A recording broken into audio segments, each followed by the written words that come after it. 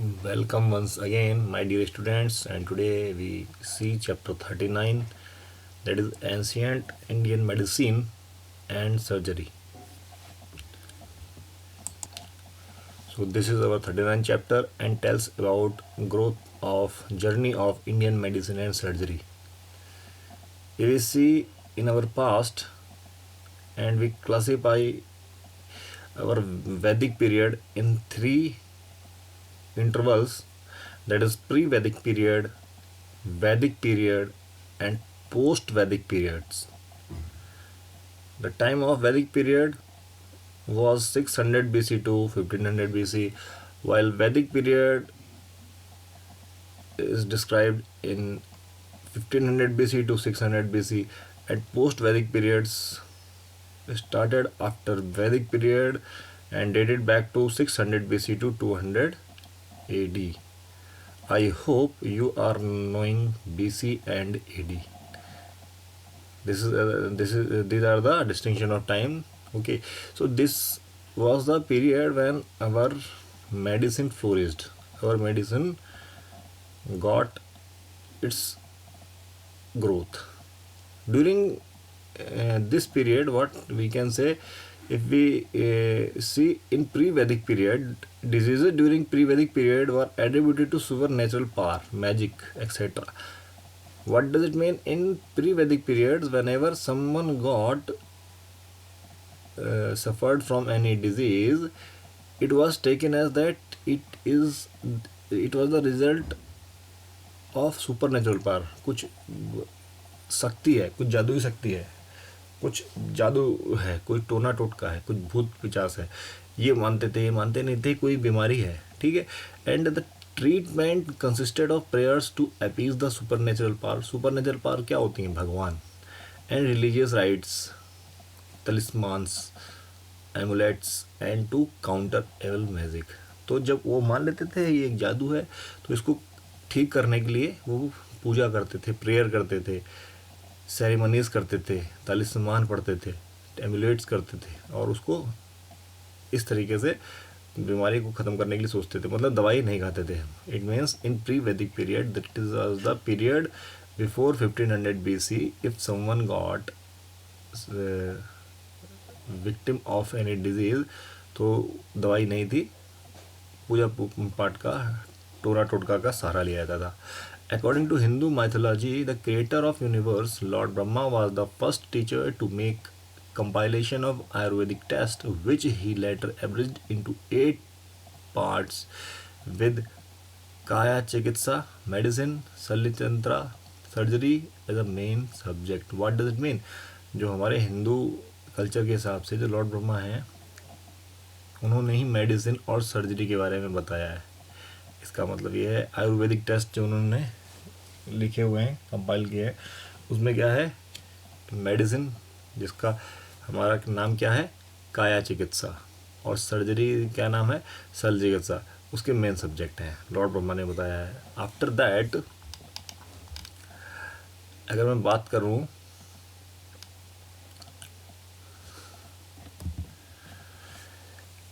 एत्रेया, one of the famous we can say medicine and surgery expert in 700 BC to 600 BC, was eminent sage. एक साधु थे, people of Bhardwaj. Bhardwaj एक ऋषि हुए हैं, उनके साधु थे. एट तक्षशिला, तक्षशिला एक बिहार में जगह है, वहाँ ही रहते थे.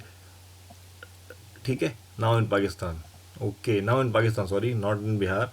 तक्षशिला इन पाकिस्तान. ठीक है. He taught medicine and observe symptoms, diseases, their correlation. उन्होंने पढ़ाई की और डिजीज़ के बारे में चीज़ें निकाली, चीज़ें एक दूसरे से रिलेट की, उसके सिम्टम्स के बारे में उनकी रिलेशन निकाली. He is rightly known as Hippocrates of ancient medicine as well as father of Indian medicine. So if someone ask who is the father of Indian medicine, so we can say Atreya. He was the sage. साधु थे. मतलब साधु क्या थे? पहले तो जो सारे students और इसी तरीके से रहते थे, और he was known as Hippocrates of ancient Indian medicine. ठीक है. फिर after that Charak, he was also one of the great man who has done something in medicine. वो अत्रेया के स्टूडेंट थे जिनका पीरियड 320 BC के अराउंड था, और उन्होंने चरक संहिता एक बुक लिखी है, ठीक है। Like Atreya, Dhanvantari again one of the great expert, became a renowned teacher at what we can say surgery, ठीक है। ये भी धन्वंतरी भी रहे हुए हैं। तो let me something hidden I think photograph. तो ये धन्वंतरी थे, surgery at Banaras, and later came to be known as patron saint of surgery.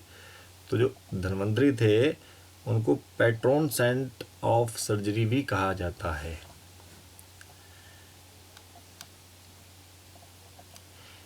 ये चरक में लिखा हुआ है, क्या लिखा हुआ है? A physician who fails to enter the body to patient with the lamp of knowledge and understanding can never treat disease.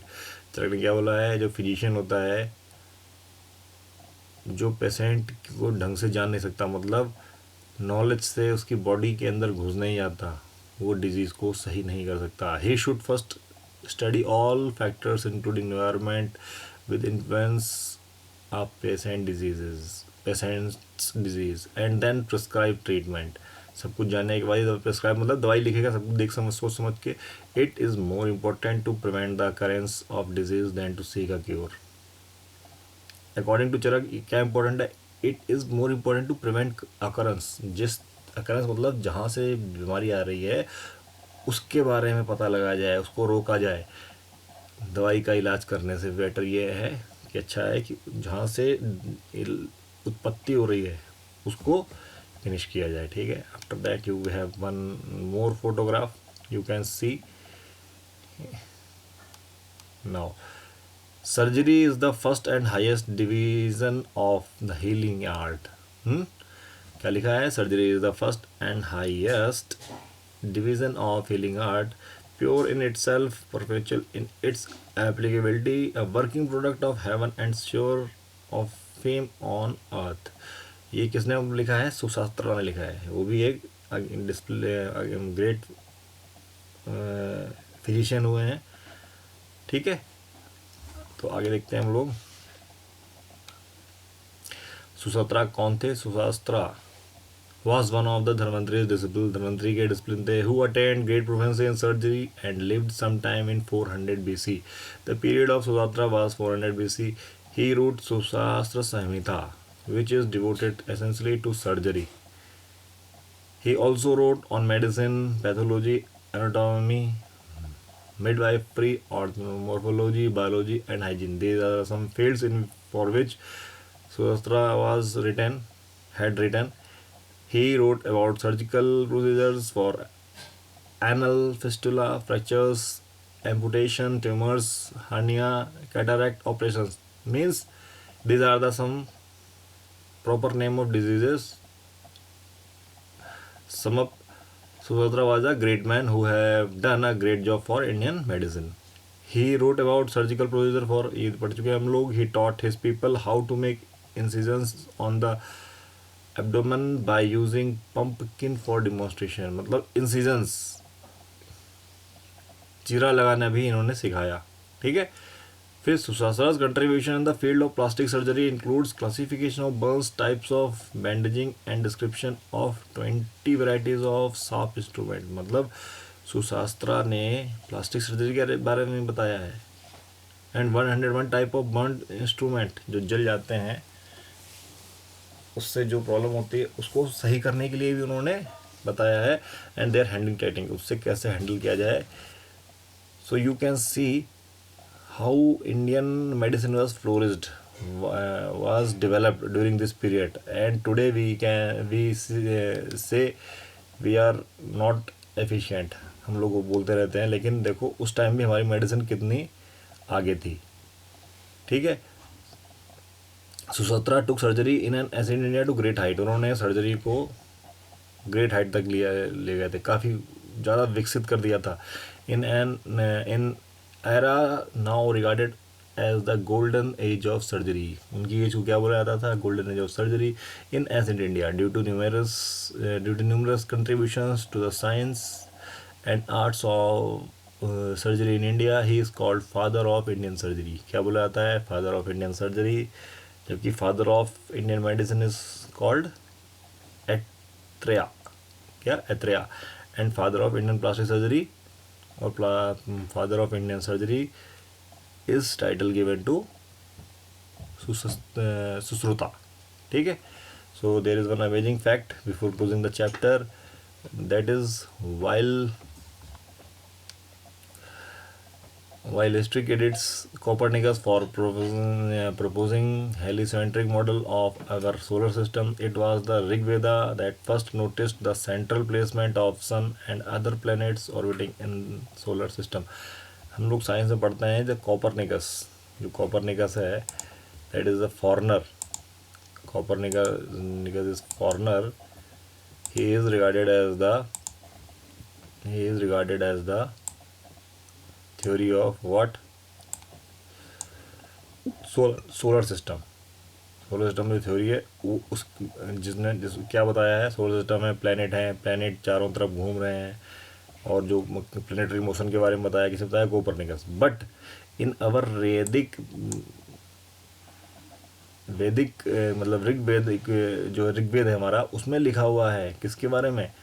सन और प्लेनेट के बारे में. सो you can see how misleading it is. Okay, but what we can say, we haven't got its patent at right time.